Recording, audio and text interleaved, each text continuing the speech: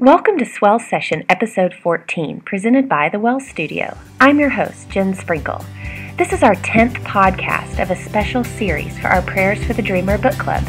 Today's interview is with Demi Austin-Thomas. Demi and I chat about her two prayers, praying for our children's dreams and our spouse's dreams. Not being a mom myself, I was so encouraged to hear her passion for praying for and raising up what she affectionately refers to as her imperfect children. We also chat about the importance as wives to be cheerleaders for our husbands and their dreams. I'm always filled up after a little time with Demi, and I know you will be too. Good morning, Jen. How are you? I'm feeling good.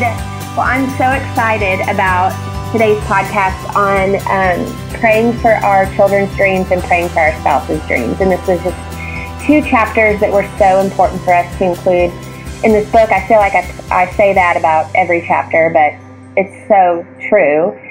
So tell our listeners, I'd love for you to tell them a little bit about you and where you live, your family, and kind of your story, what you have a burden for. Oh, okay, well, great. Well, first off, I am a certified parent coach and a empowerment thought speaker and TV personality. I'm a wife of 16 years, and we have three beautiful and imperfect children. We have a 13-year-old boy, Micah, and two college kiddos, one who's pursuing pre-med, McKaylin, who's 19, and James, who's 21, and he's at A&M doing his thing and trying to figure out exactly what major he's really wanting to pursue. So we have a very blended family. My oldest child, who's 21, he is not my biological child, but I've had him since he was 1 year old, and he's just been such a blessing to my life and a blessing to our family. And we've never kind of gone through the whole step thing. We've never done step mom, step children. We've just embrace what God is doing in addition as He's adding to our family, and have just kind of been going from there and realizing that, you know, this thing that we've been given, or the responsibility that we've been given as parents, is it's a blessing. And so we're just so excited about what God's doing in our kids' lives. We are residents of Mansfield, and you know, my heart is to really be able to see the lives of God's people, especially for parents and families that are broken emotionally and broken physically, and trying to and have experienced what probably most families have experienced, and just not have figured out a way of how to recover, and been disconnected or disengaged, and maybe there's been a bit of drama or some tense moments. But my job and my heart and passion is to be able to see families healed and those relationships restored, and really putting family back into its perspective of what God really intended for it to be.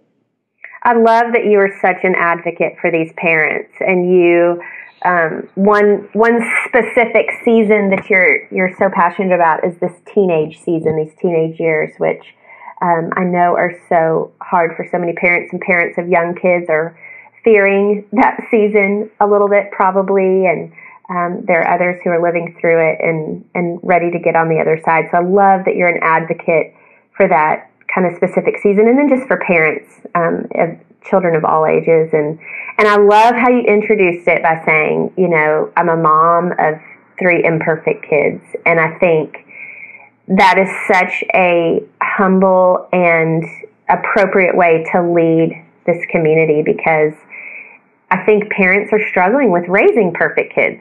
That's what gets them so discouraged.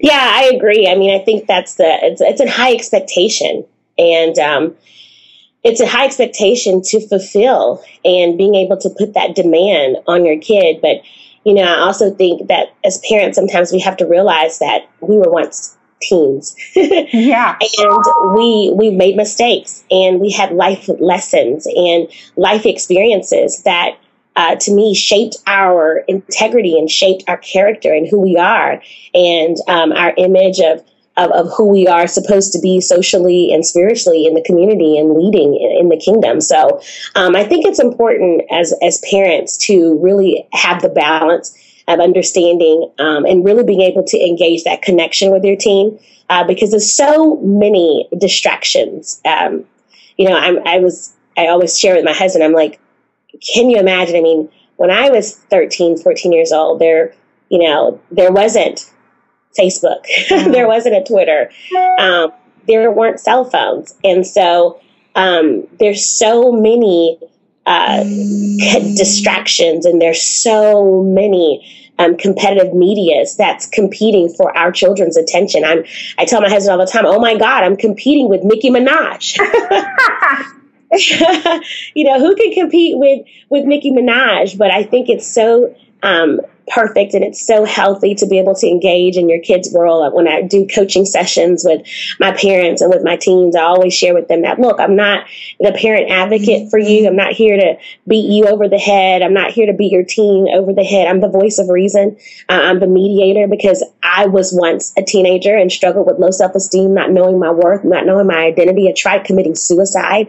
I was a runaway. I tried using drugs. I tried everything, and my parents were great parents. They were amazing parents, but they just didn't know how to connect with me emotionally and socially. And I think that's really important as a parent, that we can beat them with the word of God, and we can, bring them to church every Sunday. But I think it's so important to be able to have that emotional and social engagement, because that's what bridges the gap and really is able to, keep that relationship cohesive and strong. I love that. And that is the picture of loving our children loving our imperfect children, is really showing Christ to them. I mean, if we tried to raise perfect kids and try to love them only when they're perfect, that is not a picture of Christ. And I love that you have that perspective on it. Absolutely. Absolutely. It's meeting them where they are. I think with parenting, it's about managing personalities and understanding that even with Christ, he had a sense of humor. Yeah. and he met people where they were. He didn't condemn them. He didn't judge them. He met them where they were. And I think that's so important in any relationship, and especially when it comes to your teens, because like I said, there's so many doors of distraction that's pulling them away from us daily. And so we want to be able to have that strong emotional engagement. And I think it's so important to be able to meet them where they are and manage their personality. So good. Well, I am, some of our listeners know, I'm not a parent. I'm not a mom. So this first chapter on praying for our children's dreams was thankfully one that God just laid on my heart to make sure was included in this book. I prayed over my nieces and nephews, but a couple of things out of the prayer that I just love that you wrote were, Lord, give them dreams that are bigger than themselves, and give them the faith to fuel their dreams into manifestation. And also you write, Father in heaven, knowing that we can ask you to deposit in their minds and hearts of that particular dream the special vision you have for their lives. And that is such a powerful prayer, because, and I know you've seen it probably in other children's lives and maybe even your own, and even in adults, when we are lost in our purpose, when we do not know our purpose, it fuels a lot of insecurity and identity challenges. Yeah, absolutely. And so I'm so thankful that part of the prayer is in there. And so the other chapter we had you write, the other prayer we gave you a big challenge, had you write too, was my spouse's dreams. And I've just watched you. Demi is a dear friend of mine, and I have watched her, like I said, be such an advocate for parents and teens, and loving them well, and loving kids well, children well. And, but I also watch her. She's a dreamer, and she is a doer. And she has built a nonprofit, and she has this coaching business. And all the while I have watched you, praise your husband in the gates. And I've seen that oftentimes with you. And it's such a picture of watching you build what God's called you to, but raising up your husband alongside of you. And I couldn't think of anybody better to write this prayer than you. So talk to us a little bit about what inspired this prayer as you wrote it, the one on spouses' dreams? Well, and thank you so much, Jen, for even asking me to be a part of this project. It's just been such a blessing to my personal life. And just being asked to write the spouse's dream was so big for me because I think, like you said, I'm a dreamer. I'm a dreamer and I'm a doer. And God's placed that spirit, that fire on the inside of me at a very young age, like at 12, when somebody said I can't do it, I would say, absolutely, I can. And I think sometimes, especially in marriage and in this thing that we call ministry, this is a ministry for me with coaching and really being able to impart and inspire and empower the lives of God's people. And to know that I can't do this by myself. I have to have a strong support system, a strong support team, which my husband has been absolutely that for me. But I think it's also very important as a wife to know that your first role and priority is to be the support of your husband. And as he is supporting your dreams, or as my husband has been amazing at supporting my dreams, but to know that God's called him to some incredible and phenomenal things to do for the kingdom. And to realize that it's just not about me, but hey, this is about us. What kind of impact can we make on the kingdom? And I think it's about being selfless and realizing that this moment is not about you. And I think it's also about using wisdom and knowing that, especially when God has created a platform for you that's high profile and you're in the face of the community and it's, everybody's pulling on you, but to know that at the end of the day that you can't do this by yourself, but also to know that you don't want to create blurred lines in the relationship with your husband to where they feel left out. And they feel like that this is all about you, and they don't have a way of being able to engage into your world. And so one of the things that I do daily is pray for my husband's dreams, and to know that, listen, whatever God's called you to do, I'm supporting you. So I think that as a wife, it's so important to find that balance. Yes, it's great to be able to have the support, but to also know that at the end of the day, that as he's supporting you, you should absolutely be supporting him. And I think that has everything to do with being a woman of wisdom and to being a woman of grace and being a woman who knows that as you are chasing God, your heart's desire should be that you want your husband to chase God and to chase the things of God and the dreams that God has for him, just as he has for you. So good. And one of the second to last chapter, you write, Father, allow me to be the wife and helpmate that you called me to be, one who would be strategic in prayer and one who would be of grace, integrity, and wise in counsel to her husband. Allow me to encourage him when the days seem hazy. Allow me to be the wind beneath his wings to hold him up when he becomes weak. It's one of my favorite couple of lines in that prayer. I would love to hear just maybe a couple of examples in your own marriage where you have been strategic. Like, what does this look like? What does it look like for your husband to receive your encouragement, your support, you being a helpmate to him as he's dreaming? What gives some tangible ways that fleshes out in your marriage? Well, by day, I am, a brand manager and marketing consultant. And my husband has had dreams of wanting to start additional businesses. And so for me, it has been listening to him, coaching him, making him my own personal client, and really laying out a foundation to him to say, listen, this is not about me. What is it that you want? And getting him to write the vision and letting him see that I'm supporting him and we're praying together for that business and what it is that he wants to see God do within that business. and taking the spotlight off of me and putting it 100% on him and letting him know that I'm 100% supporting him and engaged in this project. And, you know, that's kind of some of the instances that we've had. My husband also, he thinks he's a personal comedian, okay? Well, he's not a personal comedian, but he thinks he's a mini Kevin Hart for the kingdom, okay? For the kingdom. I love it. That I can totally see him. Yeah, I get that.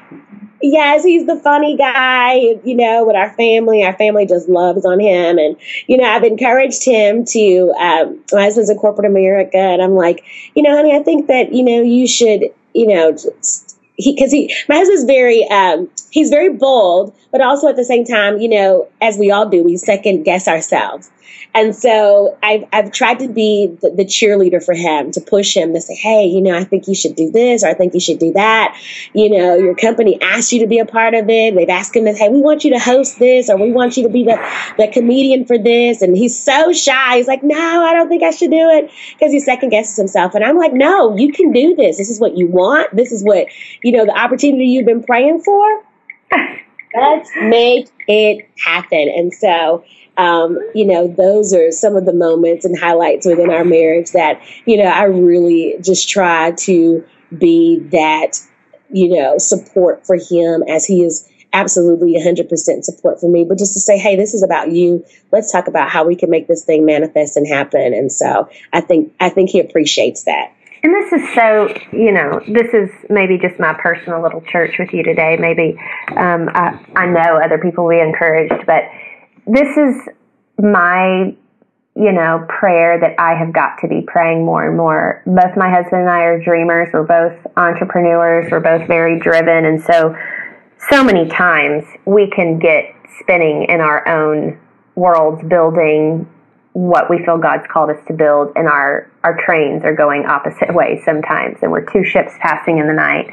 And you've said over and over again this picture of being selfless, taking the spotlight off you. And that is such, for me personally, that I will confess, like, that is my challenge, because I look at my own, you know, what God's called me to in my own little circle here, and my long to-do list, and the things that I need to get done, and I just kind of press through and struggle to raise my head and look around and say, oh my gosh, my husband is over there, and he's building his own dreams and searching for what God's called him to do, and what is his purpose, and to just look up, be selfless, and be a cheerleader. And this word helper, I heard a dear friend preach on it the other day about what it looks like to be a helper to our spouses. And this is just something God's been just reiterating in my own life. And your words are, and just how you're living that out is such a picture of that, I think. Just being a helper and a cheerleader and a support and being selfless. And it's so encouraging to hear. Well, I tell you what, I mean, it certainly has been, you know, we're like any other married couple who's had challenges within our marriage. And I'll tell you this, you know, it really came down to me going, okay, God, how do I make this work to where I don't allow him to feel like he's by himself and everything is me. And I'm telling you, God just really just begin to deal with me and say, listen, you know, some things have to be birthed out of prayer. And some things, you know, as far as that insight and that wisdom, God reveals everything if we allow him to. And it's being open, and it's being submissive to his will and what he wants, and being selfless in his purpose. You know, I'm living my life in purpose and trying to get to destiny. But I realize that it's not of God for me to reach the point of my destiny and leave my family behind. That's so, yeah. It's not worth it. It's not worth it. I don't care how many accolades, how many awards, and how many awesome, accolades that we get that say, oh my God, you know, you're amazing. But at the end of the day, what does your household look like? And I see so many women in ministry who have allowed their households to fall by the wayside. And that's not of God. I believe that God wants us to be strategic in everything that we do, because he's given us insight, he's given us favor, he's given us influence on how to make it happen.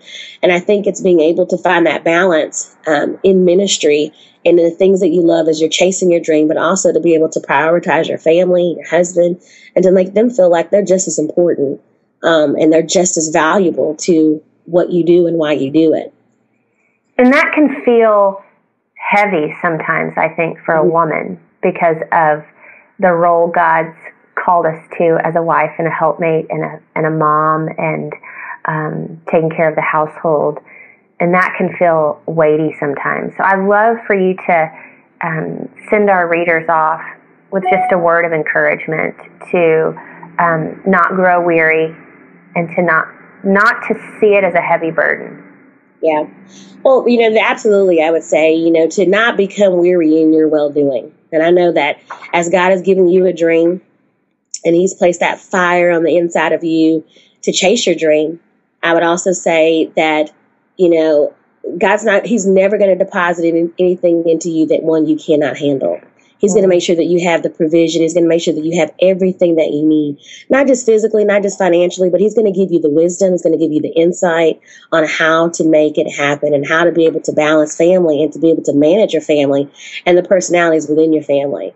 And so I would absolutely say to you that in this quest of you being the dreamer and being the doer, to seek his wisdom and to also be able to implement strategies of being able to, have other people who are resources, such as village keepers is what I always reference to people you can bring in who are spiritually mature, but also at the same time, they have insight, they have wisdom on how you can be able to bounce off ideas and even if you're having challenges in your marriage, I always think it's always great to be able to have that personality of another married couple that you can be able to kind of share with and be able to kind of share some experiences and kind of gain insight and wisdom from their past experiences and on what they're doing and what worked for them. So I think it's great to be able to go before the Father. It's important. It's crucial. That is the only way that this is going to be able to work for you, is to seek him daily. But also at the same time of you seeking him, don't forsake your family, because it's not going to be worth it. Find that balance. Find that balance. And if you're like, oh my God, I don't know how I'm going to find the balance. Let me tell you something. God reveals everything in your secret place. Get in that place. Get quiet. Get still. Get before him and ask him to give you the strategy, because he will absolutely do it. So I just want to encourage everyone out there to continue to be the dreamer, continue to be the doer, chase God, allow him to just fuel that fire on the inside of you and the passion that he's called you to do, and continue to pray over your kids, pray over your babies, because, they are our future. They are our future leaders. They're prolific leaders. They're going to be revolutionary and insightful kingdom agents. And it starts with you being able to sow into their lives and knowing that this time, even with you being so busy in ministry, these are times where you need to be sowing, seeding into your babies as well. So I want to absolutely encourage you to do that. Thank you. Who will they be able to draw from? You don't want them to draw from the world. We've got so many negative influences. So why not be able to draw from mom and dad, to be able to draw from mama? There's nothing like mama's hand. We're natural nurturers and protectors. God gave us that. Love it. Awesome. Demi, thank you so much for being a part of this project and just prayerfully writing these words on these pages and encouraging so many women through them. And thank you for just loving on parents and being an advocate for them and loving on your husband and being an example of that. Thank you so much for joining us today. Thank you for having me. Thank you for listening to our Swell Session. For more information about our devotional and the Well Studio, you can visit thewellstudio.co. Until next time, have a swell day.